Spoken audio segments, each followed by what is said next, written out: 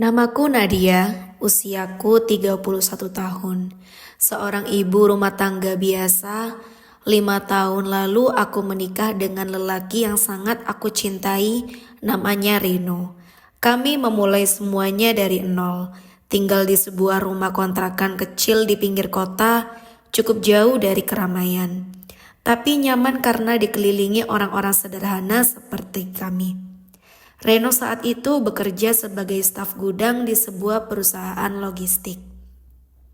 Gajinya tidak besar, tapi cukup untuk makan sehari-hari, bayar kontrakan, dan menabung sedikit demi sedikit untuk masa depan. Aku pun tidak menuntut macam-macam. Yang penting bagiku saat itu adalah kebersamaan dan cinta kami yang terasa tulus dan menguatkan. Kami hidup sederhana, kadang malam minggu cuma duduk di teras sambil minum teh hangat dan ngobrol ngalur ngidul. Belanja bulanan pun harus diatur sehemat mungkin. Tapi semua itu kami jalani dengan bahagia.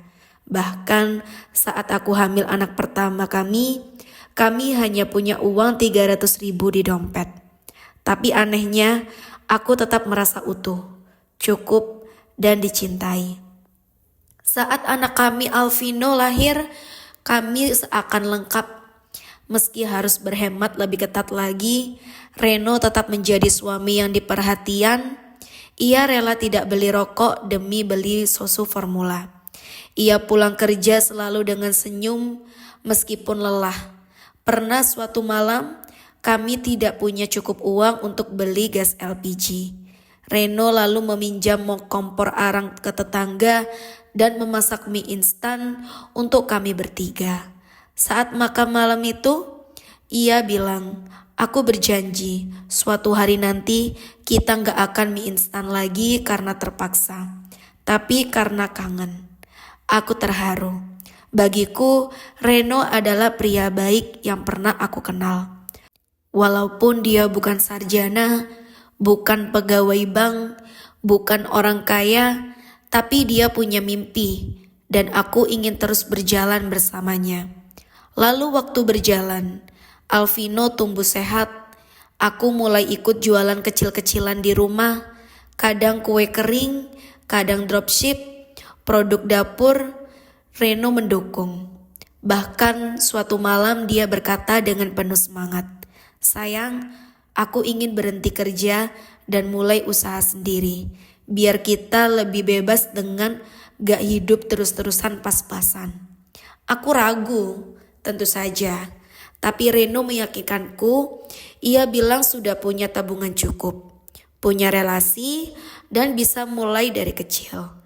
Ia tak ingin anaknya besar tanpa kehadiran ayah di rumah, hanya karena kerja dari pagi sampai malam. Akhirnya aku mengangguk setuju. Itu awal dari perubahan besar dalam hidup kami. Awalnya baik-baik saja. Reno mulai usaha kuliner rumahan, jualan nasi kebuli lewat aplikasi online, masakan enak, dan karena dia pandai promosi di media sosial, pesanan mulai berdatangan. Kami sempat merasa ini adalah awal keberuntungan. Reno semangat sekali. Dia bilang, "Ini baru awal sayang, nanti kita bisa punya kedai sendiri. Anak kita bisa sekolah di tempat yang bagus. Kita bisa punya rumah sendiri."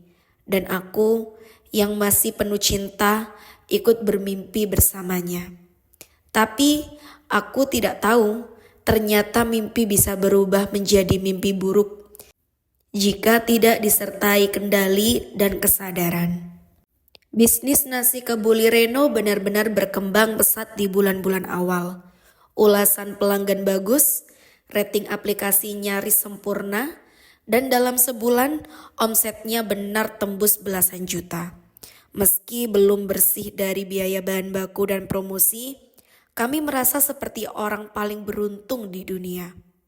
Reno jadi lebih semangat. Ia mulai bicara tentang ekspansi, tentang menambah menu, bahkan soal membuka kios kecil di pinggir jalan. Aku yang tadinya khawatir perlahan-lahan ikut larut dalam keyakinannya.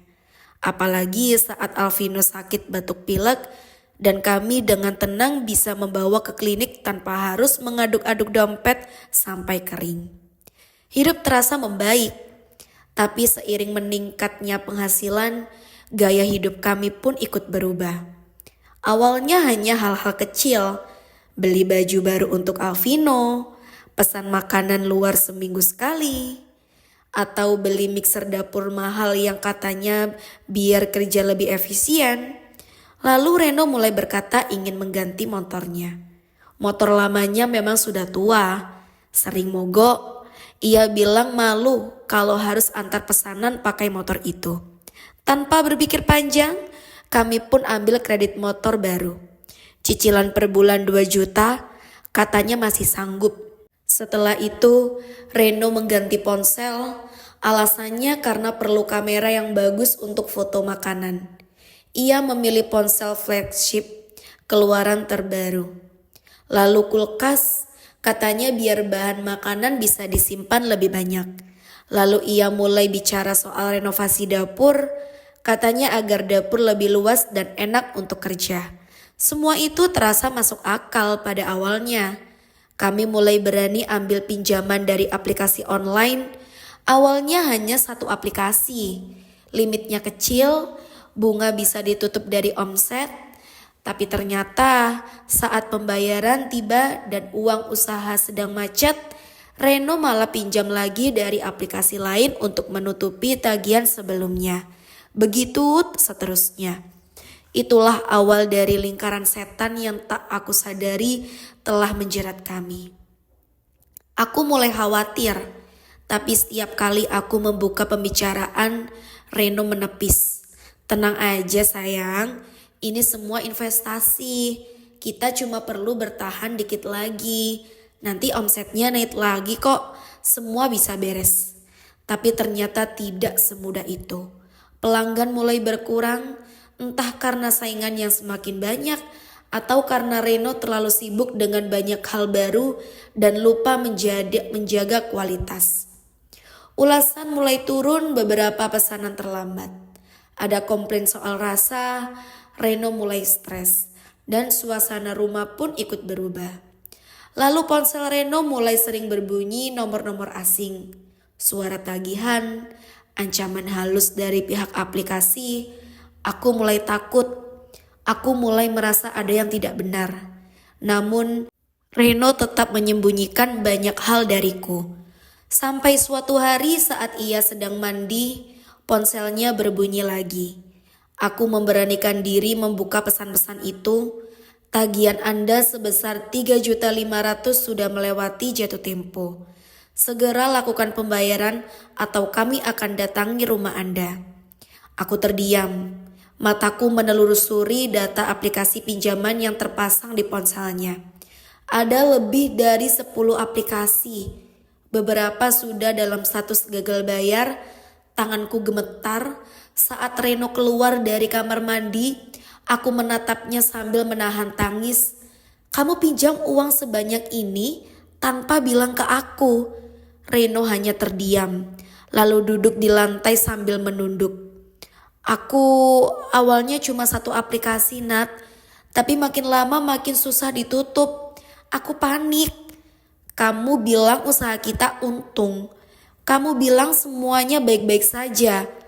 Aku gak mau kamu khawatir. Aku pikir aku bisa tangani sendiri.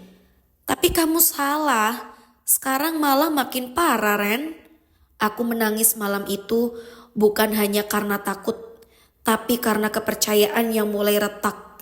Cinta yang dulu terasa kokoh kini mulai retak karena keegoisan dan kebohongan. Dan Reno tak lagi jadi pria yang dulu aku banggakan. Sejak malam itu, rumah kami tak pernah lagi tenang. Ponsel Reno terus berdering. Nada bicara para penagih makin kasar. Bahkan suatu pagi ada pria tak dikenal mengetuk pintu sambil menyebut nama Reno dengan suara keras. Aku ketakutan. Aku bilang Reno sedang tidak di rumah. Pria itu pergi tapi meninggalkan ancaman. Reno mulai berubah. Wajahnya muram, suaranya tinggi. Ia lebih banyak mengurung diri, jarang memeluk Alvino lagi seperti dulu. Bahkan ketika anak kami demam, Reno hanya menatap kosong dan bilang, "Beli obatnya sendiri aja, aku pusing." Aku bingung, semua uang habis untuk menutup lubang hutang, makan pun harus diirit. Aku mulai menjual barang-barang kecil, rice cooker, kipas, bahkan cincin kawin kami. Setiap hari adalah tekanan. Aku sering menangis diam-diam di dapur sambil mengaduk bubur untuk Alvino. Dulu dapur ini tempat bahagia, sekarang penuh beban. Hubungan kami retak, Reno mulai menyalahkanku. "Kalau kamu bantu cari uang, mungkin kita gak separah ini." "Aku bantu, Ren, tapi kamu terlalu sombong buat ngaku kalau kamu butuh bantuan." Kami bertengkar hampir setiap hari. Reno kadang meninggalkan rumah tanpa kabar, pulang larut malam, kadang mabuk. Dulu ia tak pernah menyentuh alkohol, tapi sekarang semua berubah. Aku ingin pergi, tapi aku tidak punya siapa-siapa. Orang tuaku sudah kecewa, kakakku sibuk dengan keluarganya. Aku terjebak dalam rumah yang semakin sempit dan kelam, dan Reno bukan lagi laki-laki yang aku nikahi dulu. Tetangga mulai berbisik. Nama Reno disebut-sebut sebagai tukang gali lobang tutup lobang. Ada yang bilang kami akan ditagih debt collector. Anak-anak tetangga tak lagi main dengan Alvino. Aku makin malu keluar rumah. Orang tua datang setelah dengar kabar dari tetangga. Ibuku menangis. Ayahku hanya diam dan berkata lirih, "Kami sudah bilang, jangan hidup lebih besar dari kemampuan." Aku mencoba pinjam ke saudara, tapi semuanya menolak. Bahkan sahabatku sendiri pun menjauh. Reno makin parah. Ia mulai kasar. Suatu malam ia membanting piring hanya karena aku minta uang belanja. Aku mungkin putus asa. Rasanya seperti jatuh dalam jurang gelap tanpa siapapun yang mau menolong. Yang tersisa hanya aku dan Alvino yang belum mengerti apa-apa. Listrik hampir diputus. Air mati, Alvino sakit panas, tapi kami tak punya uang ke dokter. Aku menangis memeluknya malam itu sambil berdoa tanpa suara.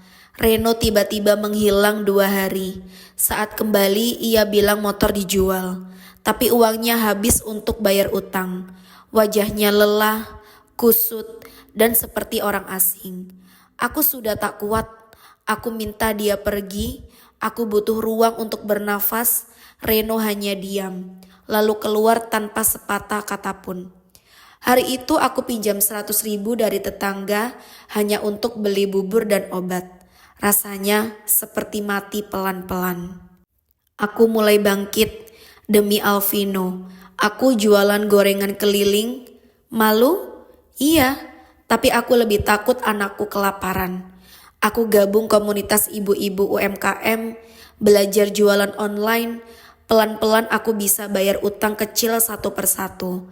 Reno kembali lelah, minta maaf, tapi aku berkata, "Aku sudah berdiri lagi, bukan karena kamu, tapi meski kamu hancurkan aku tetap ibu yang harus bertahan." Kami tak langsung rujuk, tapi aku tahu luka ini menguatkanku. Aku bukan lagi istri yang bergantung. Aku kini ibu yang bangkit dari kehancuran. Beberapa bulan berlalu aku masih menata ulang hidup bersama Alvino. Reno kadang datang menjenguk, membantu sebisa mungkin, tapi kami belum sepenuhnya kembali seperti dulu. Mungkin cinta itu masih ada, tapi kepercayaan tak semudah itu disusun ulang. Aku tak lagi berharap hidup mewah. Aku hanya ingin tenang, cukup makan, dan melihat anakku tumbuh tanpa trauma. Hutang telah mengajarkan kami banyak hal, bukan cuma tentang uang, tapi tentang kejujuran, tanggung jawab, dan pentingnya menahan diri. Kini aku lebih bijak. Aku tahu bagaimana caranya hidup cukup, bukan hidup memaksakan tampil. Dan untuk kalian yang mungkin sedang terlilit utang, jangan pernah menunda kejujuran. Jangan biarkan gengsi menghancurkan keluarga. Lebih baik jujur dan malu sebentar daripada hancur berkepanjangan.